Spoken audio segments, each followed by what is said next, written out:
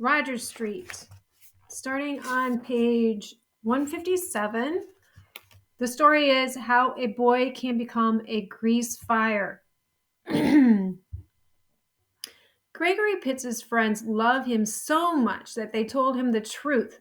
And the truth was, he smelled dead, like rotten. It wasn't that he was rotten, but just that he smelled like his body had mistaken its organs for garbage and that he was essentially a walking, talking trash can. And on this, of all days, that smell just wasn't going to cut it. So, in an act of service and sheer desperation, Remar Vaughn, Joey Santiago, and Candace Green, Gregory's crew, decided to help him out because today was a day of romance. Before we get going, you sure you good, Candace? Joey asked. I heard what happened to Bryson. Bryson was Candace's cousin. He'd gotten jumped the day before.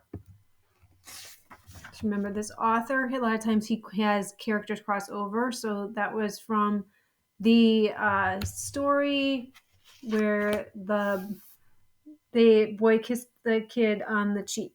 Okay, back to the story. Yeah, it's cool. Bry's a tough kid, Candace said. Plus, we walk in that way, so as soon as we get done with Loverboy here, I'm going to stop by and see him. Cool. Well, first thing we need to do is get you smelling right, Remar, who they all called Remy, said to Gregory. They had all met up by the benches in the front of the school. You got the right stuff, right? Candace asked Remy. You know it.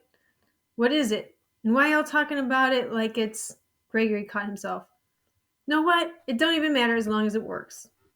Oh, it'll work, Joey said, bouncing his eyebrows.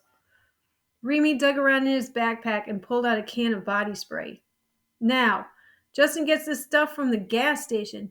He says it's basically deodorant for your whole body. Justin was Remy's older brother, and he was always right. Let Remy tell it. He popped the top off the canister. Close your eyes. And then, psst. He sprayed Gregory from the top of his head to the bottom of his feet. A spritz or two even got in his mouth, sending Gregory gagging and coughing. Hold still, Candace ordered, while Remy spun Gregory around and sprayed all down his back. It smelled like a combination of burnt flowers and burnt rubber. But that was better than Gregory's normal smell, the smell of all-day funk. No spraying, Miss Walkley yelled, pointing at Gregory and his friends. You know the rules. Go away if you want to spray. Miss Walkley's frustration came from the fact that there was always someone spraying something in the hallway. Always a perfume or a cologne that was supposed to help but ended up taking stink up to stank. But this was a special case. Either way, Miss Walkley's outrage was hilarious to Gregory, Remery, Joey, and Candace, so the four of them cracked all the way up. Go away if you want to spray, Candace repeated with a hoot. She's a poet, and she don't know it. A rapper that looked like a napper, Remy followed. A spitter way too bitter, Joey came in third. All their jokes matched the corniness of Miss Walkley's non-joke, which made them laugh even harder, Gregory half choking because laugh plus spray equals choke. They started walking, but they weren't walking home like they normally did. They lived in the Southview apartments, but decided today that they would walk over to Rogers Street because that's where Sandra White lived. Gregory had been trying to work up the courage to tell her that he liked her and wanted to know if maybe they could be boyfriend and girlfriend, even though he hated the way that sounded. Sounded trash. Together was what he preferred to call it. He had told Remy, Joey, and Candace that he wanted to do this, and they were in full support and along for the ride. Not to mention, Candace was the only one who knew where Sandra lived. She and Sandra were closer when they were younger, but they were still cool. Even though they were all in support of Gregory shooting his shot, they also told him that he'd need to prepare. He'd need to make sure he was ready and to put his best foot forward. First and foremost, he needed to not smell like a forward foot. He needed to smell better than the lunchroom, better than the locker room. Yeah, so I just hit you with the, ooh, now you ready for some la-la, Remy said. He was always saying corny stuff like that, mainly because he swore he was some kind of mastermind when it came to approaching girls. Thanks to Justin. even though Candace told him every chance she got that he wasn't. I think you hit him with too much ooh, like smells more like you, Candace joked, curling her top lip up under her nostrils. But it was better than before, and since the smell part was worked out, it was time for her to explain the importance of moisturizing. Now that you don't stink, we gotta make sure you ain't dry. Candace pulled a bottle of lotion the size of a shoe out of her backpack. Gregory's eyes widened and his brows furrowed, leaving him with a look of astonishment and fear. What the? Where you get that? He yawped, slowly waxing his forehead. Found this in my mother's bathroom, Candace explained as they walked up to the corner where Miss Post, the crossing guard, stood. Miss Post blew the whistle, and they all walked across the street and to the left, heading down Portal Avenue. Hold up so I can do this, Candace said. Can't walk and lotion at the same time. The boys held up while Candace pumped the lotion into her hand, jamming the plunger down over and over again until she had enough to turn sidewalk to slip and slide. Let's start with them paws, she said, reaching out for Gregory's right hand. She began with his fingertips, then worked her way up, making sure to give extra attention to the webbing in between, which made Gregory snicker. Then onto his wrist, up his forearm, and then she stopped. Elbows are important. Elbows? Gregory was confused. Elbows, Joey chimed in. You don't want Sandra thinking your elbow's so dry that your arm is going to crack and break in half if you try to hug her, do you? Candace asked, all kinds of serious. I mean, that wouldn't happen. Gregory looked at Joey and Remy. They didn't say a word, so he repeated himself. That wouldn't happen, right? Joey just dropped his chin. Wow. What? Now Gregory was really confused. That wouldn't happen, he says. Remy scoffed. Did everybody hear that? He said that wouldn't happen. Let me tell you something, Gregory Pitts. I've heard stories, horror stories, about dry boys who try to be romantic and they end up a pile of paint chips. You don't want to be at paint chips, my brother, do you? No. Then let me do my magic on these elbows, Candace commanded. Then she went to work, first on his right elbow. Circles with center of her palm, then pincher claw rubs with the tips of her fingers for optimum moisturizing. When his arm was as shiny as Mr. Devanzo's bald head, she started over, this time with the left hand, fingers, wrist, forearm, and again, elbow. Okay, Gregory said, pulling away, a little embarrassed by the attention. Plus, people were walking by, watching Gregory get worked on like some kind of car. But he could feel the difference. His fingers felt like they'd been freed from casts. Lotion. Who knew? Not done yet. Candace put more lotion from the bottle. Not done, he squawked. What good is all this if we don't ever make it to her house? We will, Joey assured him. And the real question is, what good is it making it to her house when all she's going to do is wonder why your hands and elbows glistening and your face looks like you just got jumped by 17 giant pieces of chalk and they only gave you headshots? Remy threw fake punches in the air. Exactly, Candace said. Another glob of lotion piled in her hand. Come here. Gregory came a little closer as Candace rubbed her hands together. Then she slapped them on his cheeks. Gregory squirmed, but Candace wouldn't let up, pressing at his face like she was trying to rub smudges off of fresh sneakers, getting the creases of his nose and the corners of his mouth. Oh, and his earlobes. Even Remy and Joey were a little puzzled by that one, but they figured Candace knew what she was doing. A school bus pulled up to the stop sign at that corner, the clack of a window dropping. Hey! A boy from the bus yelled. Candace, Remy, and Joey turned and looked, but not Gregory. Candace clasped her face in her hands. You might as well give up. No matter how hard you try, that ugh mug won't come off. The boy spoke like his tongue was too big for his mouth, spit flying everywhere. Thank God, Candace shouted, because it might look like yours underneath. Then we'd really be in trouble, Remy followed. Joey didn't say nothing. Just started searching the ground for a rock or something to throw, but the bus moved on. Candace brushed it off, then went back to business, rubbing her palm on Gregory's forehead, polishing it. There, she said at last, stepping back, admiring her work. You look not bad. That was as far as she could go. Any compliment more than that was gross. I'm ready? Gregory asked, eyeing Candace's backpack nervously. Almost, Joey said, now unzipping his backpack. What now? Gregory took 2 steps backward.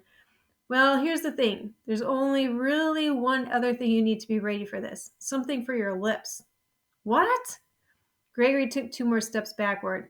Relax. I'm just saying, chapped lips are gross, Candace finished, like for real. I mean, seriously, what if we get to her house, you lay it all out on the table about how you feel about her and how you would like to get her phone number and blah, blah, blah. And she says, who cares about a phone number? Give me a kiss. Joey bounced his eyebrows. Hold on. Just so we clear, she won't say that, Candace clarified. How you know? Remy chimed. Trust me, she won't. But she might be like, oh, he takes care of himself. Maybe one day I'll give him a kiss. Your first smooch, Remy teased like he'd kissed anybody, but he hadn't. But if your lips look like they look right now, which is white with that weird burn ring around your mouth, Joey started. But Candace cut him off. Stop licking your lips so much, bro. It's gross. It makes you smell like spit, which, when added to the underarm stench, makes you smell like throw up. And as your friend and a girl who happens to unfortunately like boys, I'm telling you, it's a deal breaker. Candace's words sizzled, stung. Wow. Thanks for your honesty, I guess, Gregory said. It's 'cause I love you, Candace said, shrugging. So with that being said, Joey pulled his hand out of his bag. In it was a Ziploc bag of goop. Got this from my mom's room. It don't come like this. I just couldn't risk taking the whole container out of there because she would know and ultimately murder me. And I don't want to die before Gregory gets a kiss. Or before you get one, Remy said. Or before you get one, Joey shot back. Wait, hold up. Gregory got back to business. I gotta use all that? No, from Candace. No, from Remy. Come on, man, Joey said with a laugh, pulling the bag open, the scent of menthol wafting out. Now, this is medicated stuff, so take it easy. Why? If it's medicated, then it should be good for me, Gregory said, dipping his fingers in.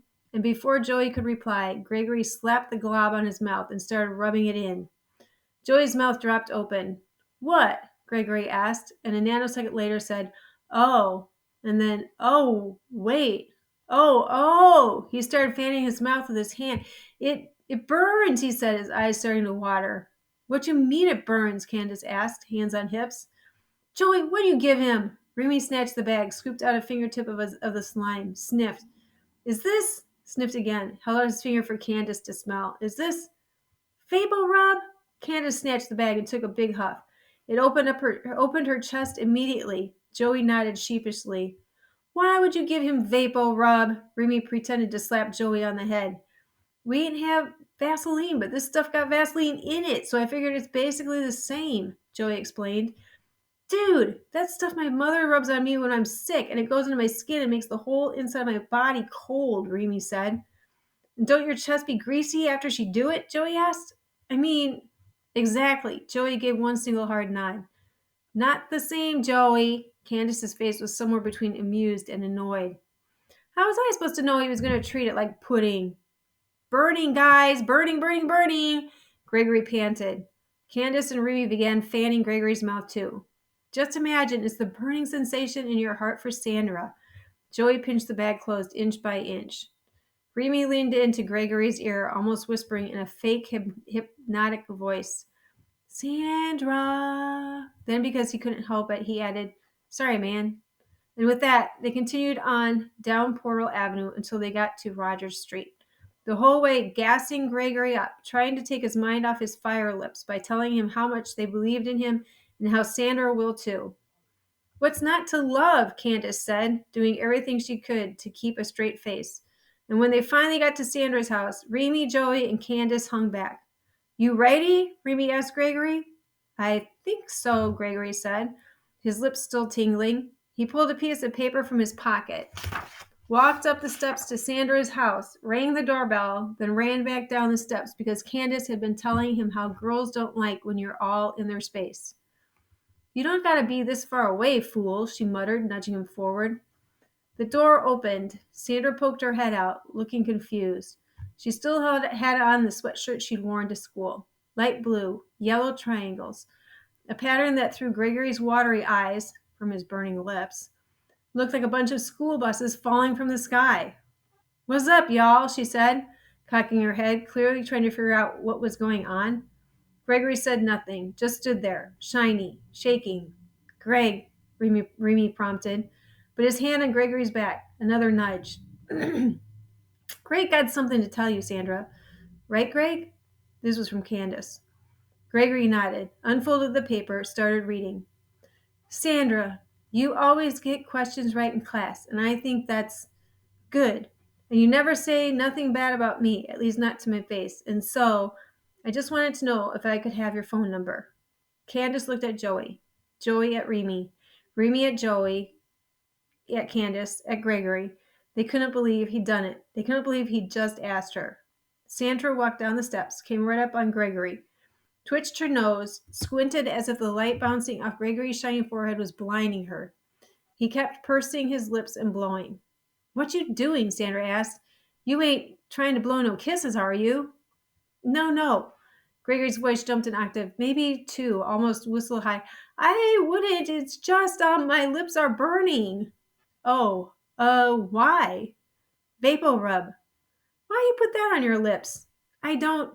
It's hard to explain. Why are you so greasy? That's hard to explain, too. Why do you smell like that? That's hard to explain, Sandra finished for him. Gregory nodded. Can you try? Gregory's hand started shaking, the paper vibrating like dry leaves in the wind. He looked down and started reading his note of compliments again.